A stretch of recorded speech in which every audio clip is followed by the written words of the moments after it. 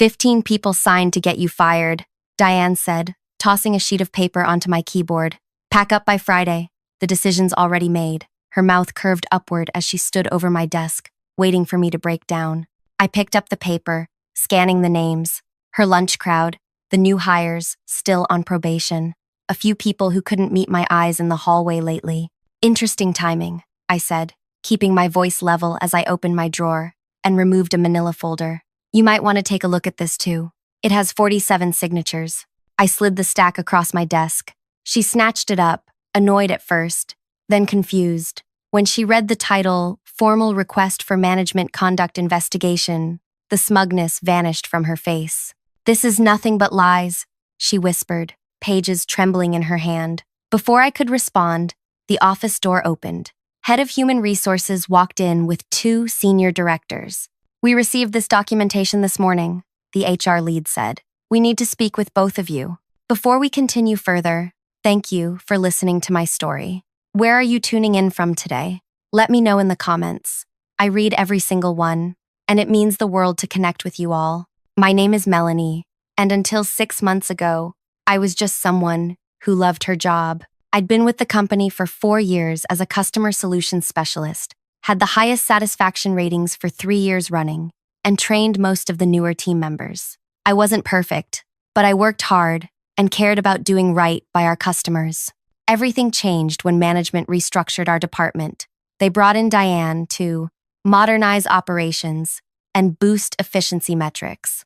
From day one, something felt off. In our first one-on-one meeting, she barely glanced at my performance history. Your numbers are okay, but we're moving toward a different approach now, she said, tapping her fingernails against her tablet. Some people adapt, some don't. Within a week, she'd assembled her inner circle, mostly newer employees and a few veterans eager for promotion. They started having lunch together daily, private meetings that weren't on the shared calendar. The changes came quickly. My regular clients were reassigned without explanation. We're balancing workloads, was the only answer I received when I asked why. Then came the impossible deadlines. Projects that normally took 3 days suddenly needed to be completed overnight. In team meetings, Diane had a special way of undermining me. Melanie's approach is traditional, she'd say when I offered suggestions. Let's hear some fresh thinking. Then someone from her lunch group would suggest nearly the same idea, and she'd call it innovative and exactly what we need. The isolation was subtle at first. Conversations stopped when I approached the break room. Meetings happened that I wasn't invited to. Information reached me after decisions were already made. Maybe she just has a different management style, my friend Raj told me over coffee. He worked in a different department. Give it time. I tried. I adapted my work schedule, coming in earlier to get ahead of deadlines. I updated my presentation style. I even bought new clothes, wondering if my traditional approach extended to my wardrobe. Nothing changed. In fact, 3 months into Diane's leadership, she implemented a new peer review system. Each week, team members would evaluate each other anonymously on collaboration and innovative thinking. Somehow, my scores were always the lowest, though no specific feedback was ever shared with me. Performance improvement plan, Diane announced during one of our infrequent one-on-ones. Your scores aren't meeting expectations. Which scores exactly? I asked. She slid a paper across the desk. Everything's trending down. Customer satisfaction, team collaboration, project completion. I frowned. Can I see the raw data? These numbers don't match what I've been tracking. The metrics are compiled through our new system, she said. You wouldn't understand the algorithm. Just focus on improving. That night, I couldn't sleep. For the first time in my career, I was being told I wasn't good enough, but something didn't add up. I still had customers requesting me specifically. Project managers from other teams still sought me out for help. The next morning, I started looking more closely at everything. I made copies of all my reports before submitting them. I saved every email. I documented strange occurrences, projects yanked away just before completion, credit for my work appearing under other names. I ate lunch alone most days, finding a quiet spot in the courtyard. That's where Elena found me one Tuesday afternoon. She was new, hired directly by Diane, just 2 months earlier. Can I join you? She asked, looking nervous. We ate in silence for a few minutes before she spoke again. I need to tell you something, but you can't tell anyone I said it. She glanced around. Diane asked me to sign a paper today. It was about you. My stomach tightened. What kind of paper? A complaint, saying you were difficult to work with and unwilling to change. Elena stared at her sandwich. She said if I didn't sign it, she'd extend my probation period because I wasn't showing team loyalty. I took a deep breath. Did you sign it? Elena nodded, eyes filling with tears. I need this job. I'm sorry. It's not your fault, I said, reaching out to touch her hand. Thank you for telling me. That conversation changed everything. Not because I was angry, though I was, but because it confirmed what I'd suspected. This wasn't about performance. This was something else entirely. Over the next few weeks, I paid closer attention to everything happening in our department. Customer complaint numbers were rising, but Diane reported improvement trends to upper management. Staff turnover had doubled, yet she spoke of increased team cohesion. Most importantly, I wasn't the only one suffering. People looked tired, stressed. Even members of her inner circle seemed to be walking on eggshells. I made a decision.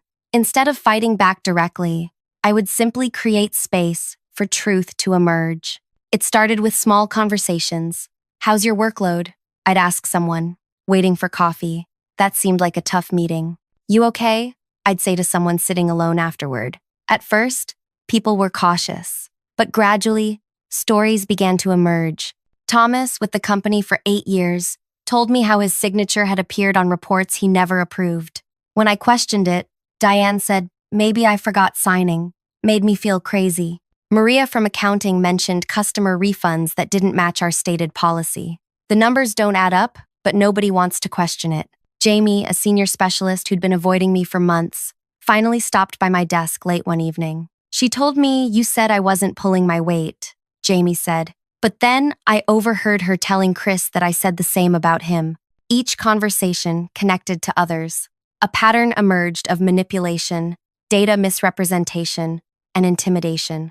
People who questioned anything were isolated, then pushed out. I didn't set out to build a case. I just listened. But as weeks passed, more colleagues sought me out, sharing experiences that mirrored my own. Trust built slowly, but it built. Ollie from data analytics was the game changer. He stopped me in the parking lot one evening. I've been tracking some inconsistencies, he said quietly. Between the performance numbers Diane reports and what the system actually shows, it's not good. How bad is it? I asked. Bad enough that I've been keeping separate records for 2 months. He glanced around the empty lot. She's manipulating data to make herself look good while setting up certain people to fail. Can you prove it? He nodded. I can. And I'm not the only one with evidence. That weekend, I sat at my kitchen table surrounded by notes and began connecting all the pieces. By Sunday night, I had a clear picture of systematic abuse of power affecting dozens of employees. The question was, what to do with this information? My apartment felt too small suddenly, the weight of everything I'd learned pressing in on me. I stepped onto my tiny balcony, watching lights flicker across the city. In one of those buildings was the office where everything had gone so wrong. My phone buzzed with a text from Ollie. Heard from Kira. Diane's planning something big this week. Be ready.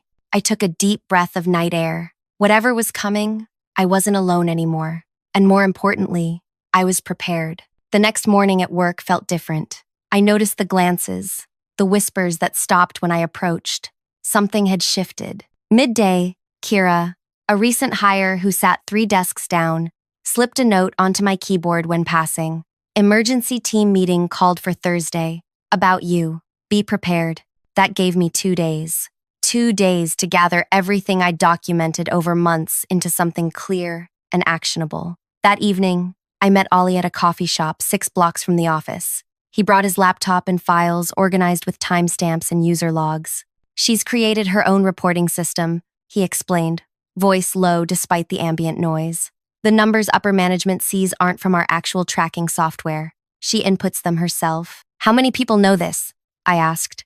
Not many. She's smart, only gives certain access to certain people. Nobody has the full picture except her. He pushed his glasses up. At least that's what she thinks. Ollie had been quietly building a parallel database, capturing the real numbers as they came in and comparing them to what was reported upward. Customer satisfaction had actually dropped 32% under Diane's leadership. Employee errors had increased. Resolution times were longer. She blames specific people for these failures, Ollie said. But look at the pattern. The pattern was clear. People who questioned her. People who didn't join her lunch group. People with institutional knowledge who remembered how things worked before she arrived. People like me. She's creating a paper trail to justify removing anyone who might expose what's happening, I said. Ollie nodded. And she's almost ready to make her move on you. Kira overheard her talking about it. Kira's warning proved accurate. The next day, I saw Diane moving through the office, spending unusual amounts of time with certain team members. Her expression was different, more intense, more focused. By Wednesday afternoon, 4 different people had found ways to warn me. She's getting signatures. She's building a case. Be careful tomorrow. That night, I made the hardest decision of my career. If Diane was gathering signatures against me, I had a choice: wait for the attack or prepare a defense. I sent messages to 7 people who had shared the most serious concerns. We met at a diner far from the office, everyone arriving separately over the course of an hour. Ollie brought his data. Maria from accounting had documented financial discrepancies. Thomas had copies of reports with his forged approval. 3 others had documented patterns of intimidation. But it was Jamie who brought the most damning evidence. She's not just manipulating data, Jamie said, sliding a folder across the table. She's taking credit for other departments' successes while blaming her failures on us. Inside were emails Jamie had preserved, showing how Diane had claimed project results that weren't hers, misrepresented timelines, and systematically undermined anyone who threatened her narrative. If we do this, I said, looking around at the faces lit by the diner's fluorescent lights, there's no going back. She'll fight hard. She's already fighting dirty, Thomas said, and we're losing. We spent 3 hours compiling everything into a clear timeline of events. Not just my experiences, everyone's. A pattern of behavior affecting the entire department, the company's integrity, and ultimately, our customers. The question became, who could we trust to receive this information? Not direct management, Maria said. They only see what she shows them. We need to go higher, Ollie suggested, and to employee relations simultaneously. By midnight, we had a plan. We would prepare a formal request for investigation with our evidence attached. But we needed more than just the 7 of us. People are scared, Jamie said. She's created an environment where everyone fears for their job. Then we need to show them they're not alone, I replied. The next morning, while Diane was in her weekly executive meeting, something remarkable happened. Word spread quietly through the department. Small groups gathered in the break room, by the elevators, in the courtyard. People who had been avoiding each other for months were talking, sharing, comparing notes. By lunchtime, we had 29 people ready to sign our request. By mid-afternoon, 42. The final count was 47 signatures, representing over 80% of the department. People Diane thought were loyal to her, people she thought were too afraid to speak up, people she had dismissed as unimportant. We submitted our documentation to the head of human resources, the chief operations officer, and the ethics committee simultaneously at 8:30 Thursday morning. Just as Diane arrived for work, I was at my desk when she approached, the petition in hand, completely unaware that wheels were already in motion. After she left with the HR team, the office was eerily quiet. I sat alone, my heart pounding despite my calm exterior. Years of work, my reputation, my future, everything hung in the balance. The investigation began immediately. First, they questioned Diane for 2 hours, then me. Then, one by one, people from across the department. By late afternoon, the truth was impossible to ignore. The data proved what we had all experienced. Diane hadn't just targeted me. She had created a toxic environment that was damaging the entire company. At 5:15 p.m., the COO emerged from the conference room where interviews had been conducted all day. His face was grave as he asked me to join him. "We've reviewed the documentation," he said once the door closed behind us, "and conducted 17 interviews so far." I nodded, waiting. "I want to apologize," he continued. "This should never have happened, and we should have seen it sooner." "What happens now?" I asked. "Diane has been placed on administrative leave, pending a full review. But given what we've uncovered today, she will not be returning to a management position." Relief washed over me, but it was complicated by sadness for what everyone had endured. "And the department?" I asked. "That's partly why I wanted to speak with you," he said. "We need someone to help steady things while we determine next steps. Someone the team trusts." I thought about it for a moment. I think we need more than one person. This happened partly because power was too concentrated. That evening, I left the building exhausted, but lighter than I'd felt in months. The nightmare wasn't over, but the truth was finally out. As I walked to my car, I heard footsteps behind me. I turned to find Elena hurrying across the parking lot. "I wanted to say thank you," she said. "And I'm sorry I wasn't braver sooner." "You were brave when it counted," I told her. "That's what matters." The next week was surreal. Diane was gone, but the damage remained. Trust had been broken, not just in her, but in the company that had allowed it to happen. The HR team worked overtime conducting interviews, reviewing evidence, and assessing the full impact. The results were worse than anyone had imagined. Performance data had been systematically manipulated for months. Customer issues had been hidden. Employees had been pitted against each other through false information. 2 weeks after the petition incident, the COO called a department-wide meeting. He didn't minimize what had happened or make excuses. "We failed you," he said simply, "and we're committed to ensuring it never happens again." The recovery plan was comprehensive. A team of 5 department veterans, including me, would serve as an interim leadership council while a search for new management began. All performance reviews from the past 6 months would be reassessed. Every employee affected would have the opportunity to clear their record. Most importantly, a new system of checks and balances would be implemented throughout the company. "We want to create a structure where this kind of abuse cannot happen again," the COO explained. "And we want your input on how to build it." The healing started slowly. Some wounds were too deep for quick fixes. Trust would take time to rebuild, but there were immediate positive changes. The tension that had filled our workspace for months began to lift. People stopped whispering and started talking openly again. Ideas flowed more freely in meetings. 1 month after Diane's removal, I received an email from the COO requesting a private meeting. "We've been reviewing applications for the new department head," he said when I arrived at his office. "And your name has been submitted by multiple team members." I hadn't applied for the position, hadn't even considered it. "I'm not sure that's the right move," I said honestly. "For me or for the team." He nodded. "That's exactly why many think you're the right person. You're not seeking power, but there's another option I'd like to discuss." The option was unexpected. Instead of a traditional management structure, he proposed creating a new framework, one where leadership was more distributed, more transparent, and more accountable. "We want to pilot it in your department first," he explained. "A system where managers are regularly evaluated by their teams, where data is visible to everyone, where decisions require input from multiple levels." "And you want me to help design it?" I asked. "We want you to lead it," he said, "not as a traditional manager, but as someone who understands both the frontline work and the importance of ethical leadership." I thought about everything that had happened, the isolation, the manipulation, the fear, but also the courage people had shown when they finally stood together. "I'll do it on one condition," I said. "It can't be just me. It needs to be a true team effort." He agreed, and we spent the next hour outlining a framework that would fundamentally change how the department operated. As I left his office, I passed the now empty space that had been Diane's. Through the glass, I could see bare walls where her credentials had hung, an empty desk where she had plotted against her own team. I felt no satisfaction, no sense of victory, just a quiet determination that what happened to us would serve a purpose. It would become the catalyst for something better. That evening, as I drove home, my phone rang. It was Raj, my friend from another department. "I heard they offered you a leadership position," he said. "Congratulations." "Thanks, but it's not what you think," I replied. "It's something new we're building together.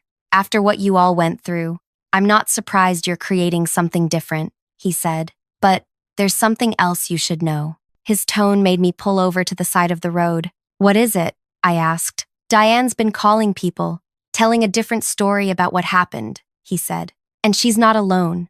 She has supporters in other departments who believe her version of events."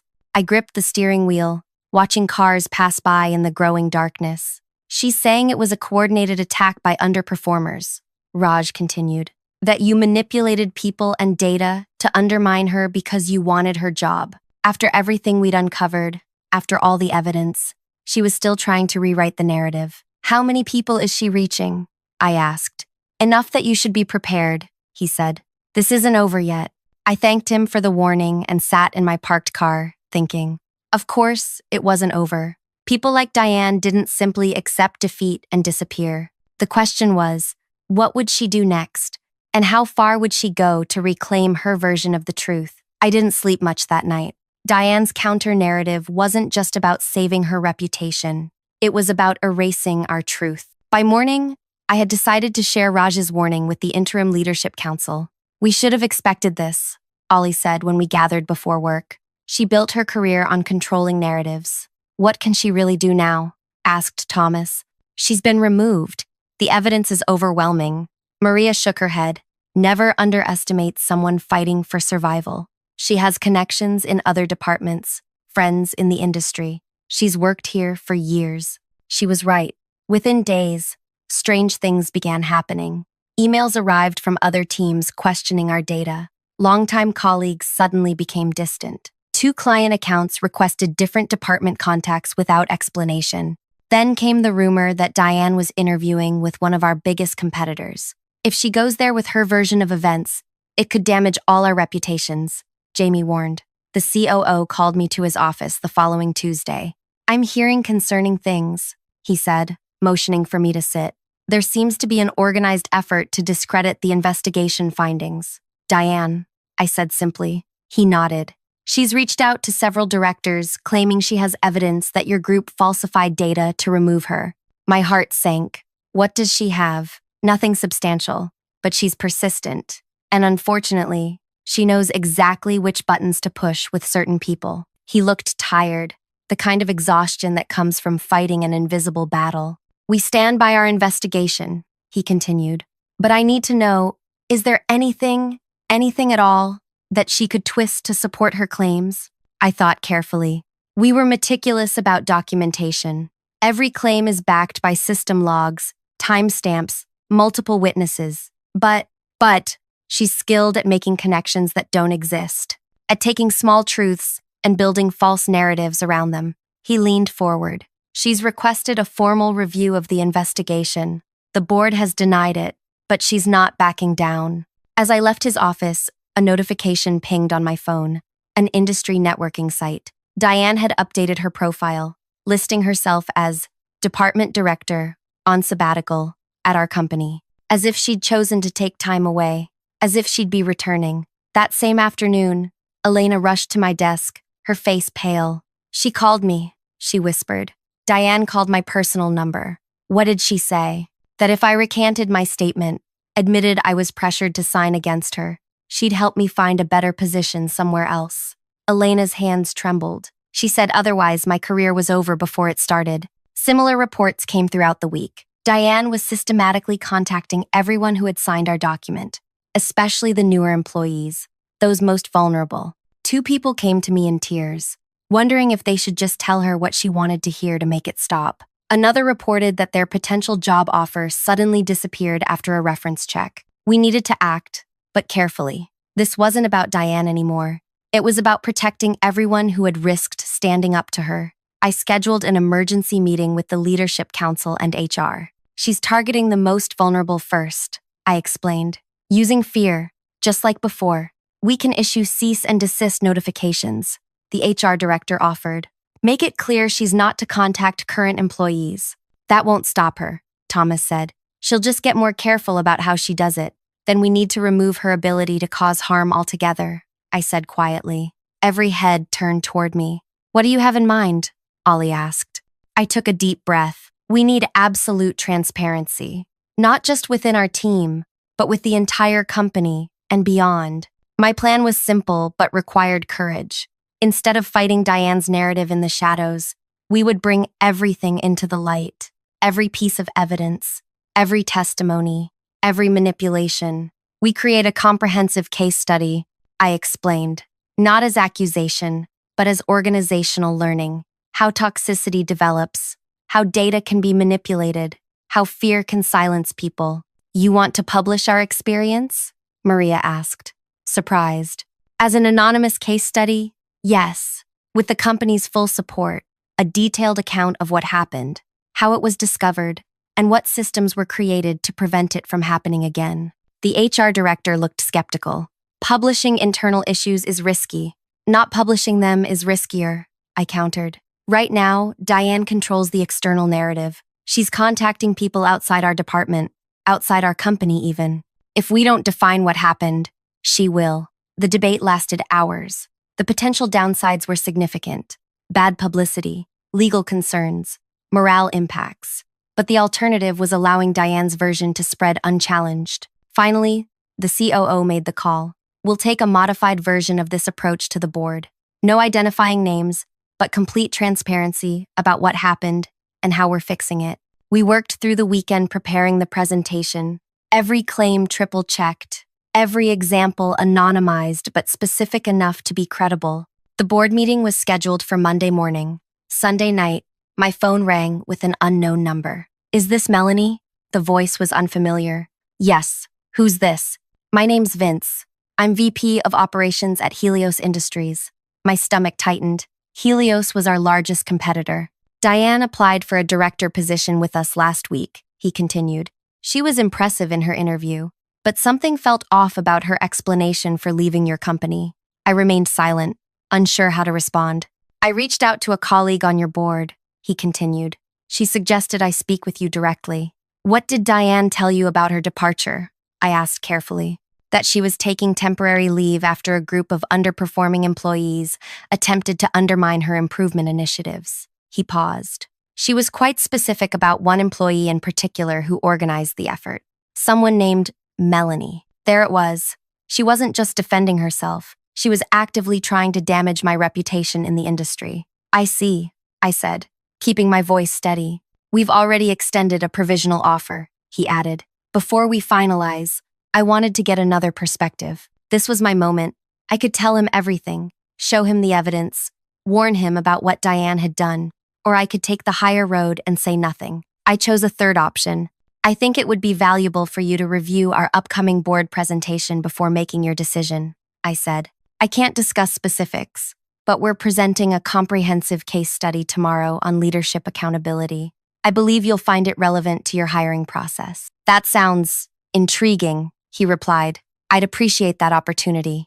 The next morning, the boardroom was packed, not just board members, but department heads from across the company. And, at the COO's invitation, Vince from Helios Industries sat in the back row.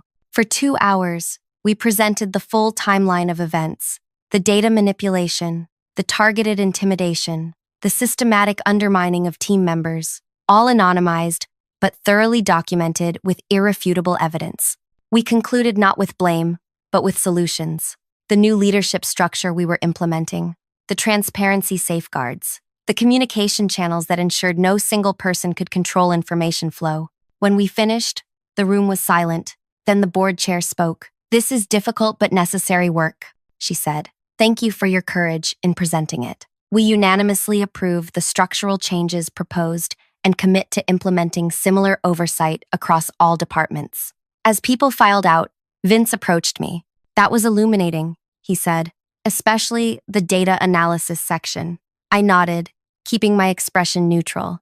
We'll be withdrawing our offer to Diane this afternoon, he added, and I'd like to discuss how we might implement some of your accountability measures at Helios. In that moment, I realized the true power of what we'd built, not just a defense against one toxic leader, but a framework that could transform entire workplaces. Within a week, our case study, with all names and identifying details removed, was shared company-wide as a training tool. A month later, it was presented at an industry conference on workplace ethics. By the end of the quarter, 3 other major companies had requested permission to use it in their leadership development programs. Diane never got another opportunity to lead a team, not because we blacklisted her, but because the transparency we created made her tactics impossible to hide. Her power had always depended on isolation and secrecy. In the open, she couldn't operate.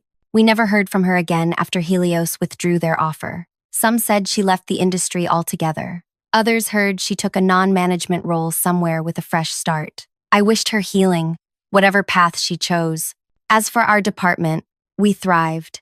The distributed leadership model proved so successful that it became standard practice throughout the company. Employee satisfaction scores reached their highest point in 5 years. Turnover dropped to record lows.